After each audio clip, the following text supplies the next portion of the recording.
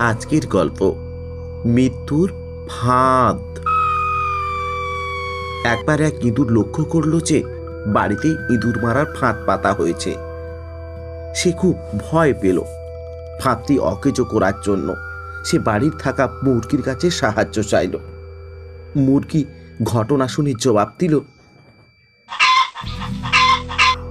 ফাঁদটি আমার কোনো ক্ষতি করতে পারবে না, অতএব আমি তোমাকে কোনো সাহায্য করতে পারবো না। মুরগির কাছ থেকে উত্তর শুনে ইঁদুর খুব দুঃখিত হলো এবং ছাগলের কাছে সে সাহায্য চাইল। ছাগল ফাঁদের কথা শুনে বলল,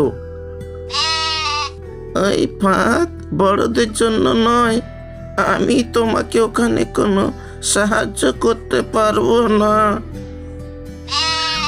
ইঁদুর ছাগলের কাছ থেকে ওই একই উত্তর শুনে আরো দুঃখে কষ্টে মন ভরে গেল তার।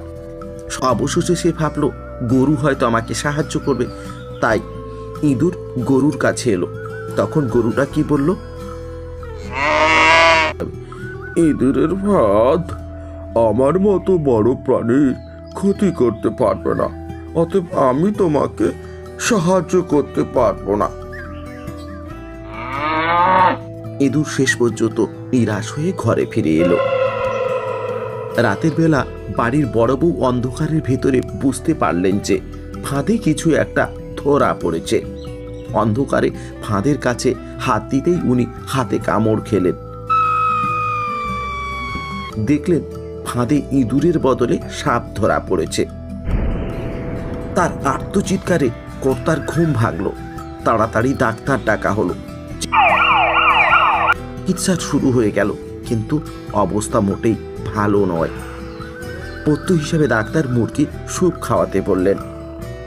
স্যুপের জন্য কর্তা মুরগিকে শেষ পর্যন্ত হত্যা করল। অবস্থা আস্তে আস্তে আরো খারাপ হতে লাগলো। দূর দূরান্ত থেকে আরো অনেকে আত্মীয় স্বজন আসতে লাগলো বাড়িতে। বাধ্য হয়ে কর্তা ছাগলকে জবাই করলেন তাদের আপ্যায়নের জন্য। আরো ভালো চিকিৎসার জন্য অনেক টাকা দরকার হতে লাগলো।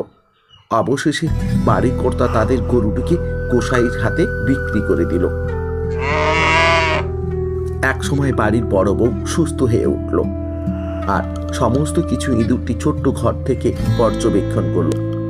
আর আজ আমাকে মারার জন্য যারা চেষ্টা করলো, যারা সাহায্য করলো না, তাদেরই মৃত্যু হলো। কিন্তু ভাগ্যের কি অবস্থা বলুন, আমি বেঁচে রইলাম, তারা আর পৃথিবীতে থাকলো না।